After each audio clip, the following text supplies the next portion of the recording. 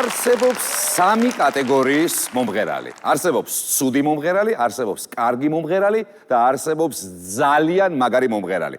დღეს სწორედ ძალიან მაგარი მომღერალი მოვიწვიეთ ჩვენთან სტუდიაში. მივესალმოთ მომღერალი ანა გოგოხია. მობრძანდით ულამაზესი გოგონა მობრძანებულა. მოგესალმებით, სასიამოვნოა, გაბრძანდით რევერანსით. როგორ ანა გამარჯობათ. გამარჯობა, როგორ? საიდან ჩამობრძანდით ანა? ზუგდიდიდან. ზუგდიდიდან ხო? სამარგალოდან ხარ თქვენ? დიახ. მაორეკ მარგალეფიში სინჯა. როგორ ფიქრობ ახლა შენ? მეგრელობა წარმომავლობაა თუ ნიჭი? ალბათ ნიჭი.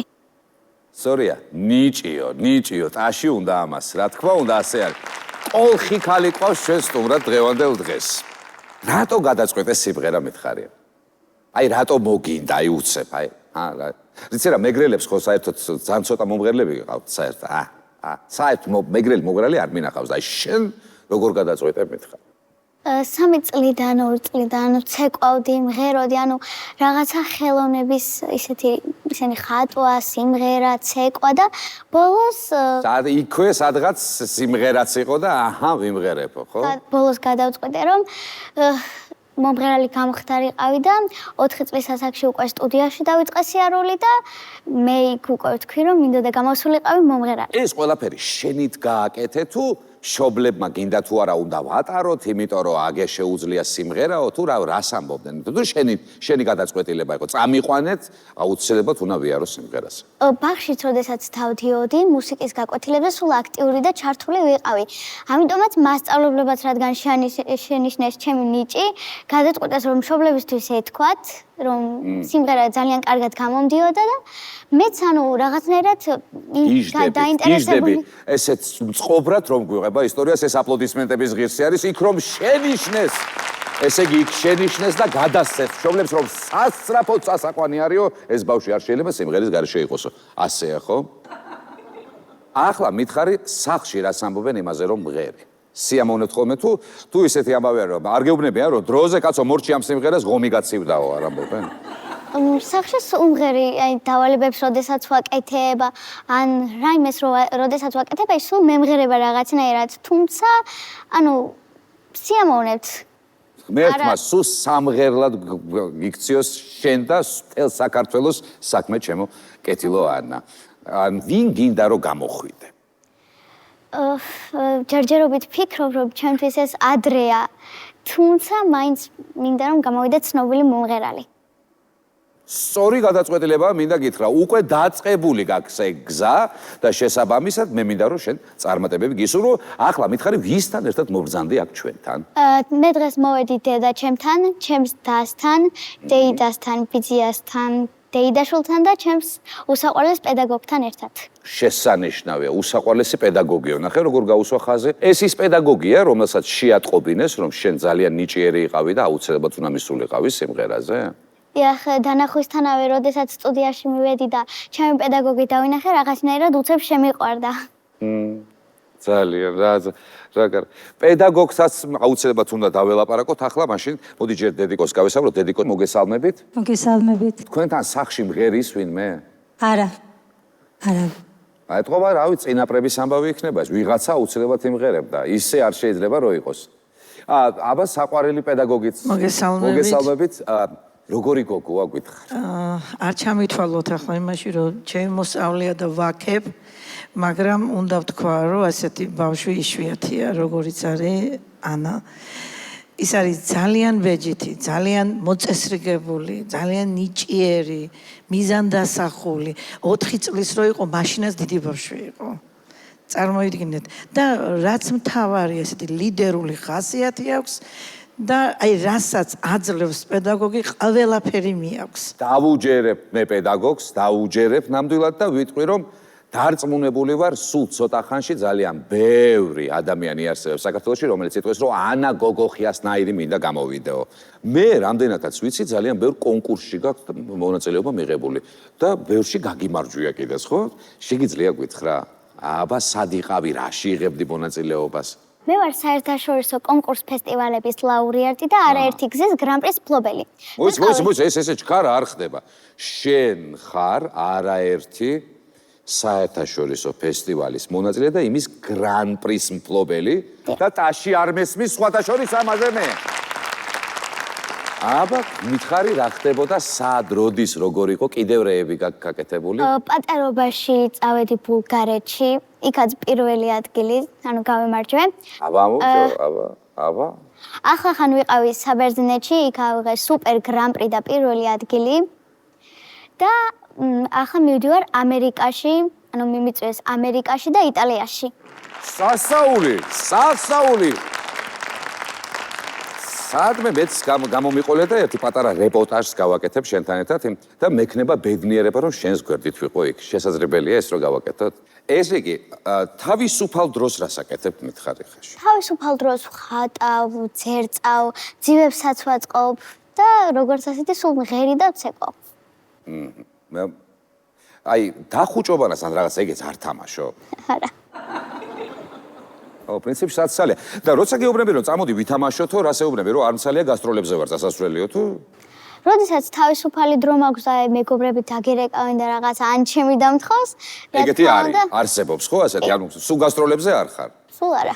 ვის ენატრები ახლა მითხარი კიდე, შენ ძალიან ყველაზე მეტად. მინდა რომ მოვიკითხო ხა ანუ პატარა ჩამონათვალი მაქვს. გააქვს, აბა. პატარა ჩამონათვალი მაქვს და მინდა მოვიკითხო ყველა ის ადამიანი, რომელიც ჩემს გვერდში იდგა და უხაროდათ ჩემი წარმატებები იზიარებდნენ ჩემს სიხარულს.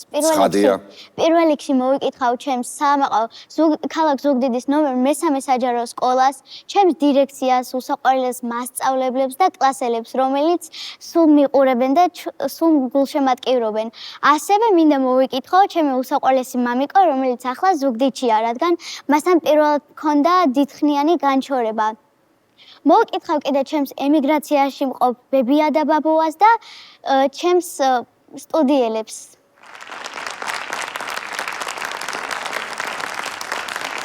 იცი რა, მოდი მე აღარ გამოგაცხადებ და საკუთარი თავი შენ თვითონ გამოაცხადე.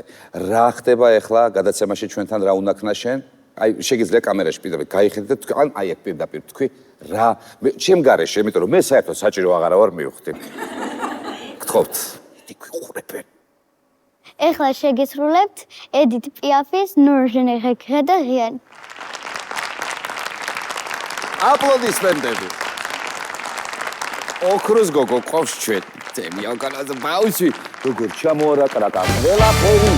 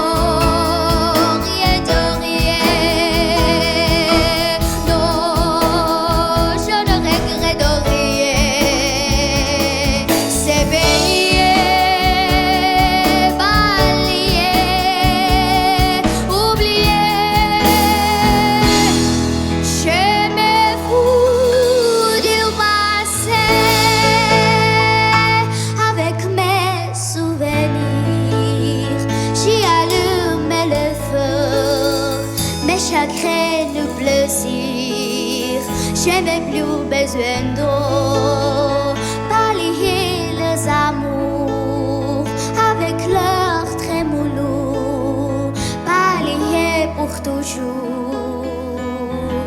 Je rebarraserai.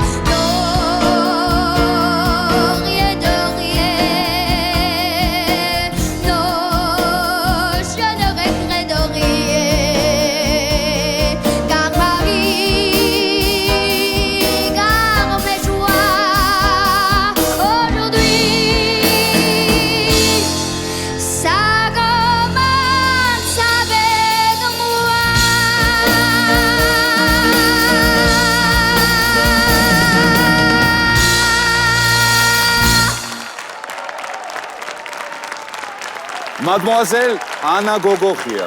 Აპლოდისმენტები, მე მგონი უფრო მეტი აპლოდისმენტებით უნდა დავაჯილდოვოთ. უღრმესი მადლობა ესეთი შესანიშნავი შესრულებისთვის, დიდი მადლობა ბენდს შესანიშნავი აკომპანიმენტისთვის და რა თქმა უნდა ანამ დაიმსახურა რა? საჩუქარი. ამიტომ სტუდიაში ჩვენი ფაგიო.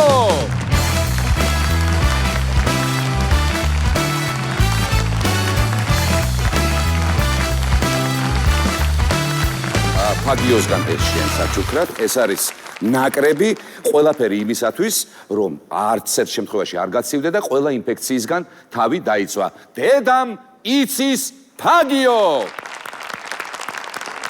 და რა თქმა უნდა, კიდევ საჩუქარი. ხო კარგია, კიდევ საჩუქარი რო იქნება. ლოკომოკოს ლომი.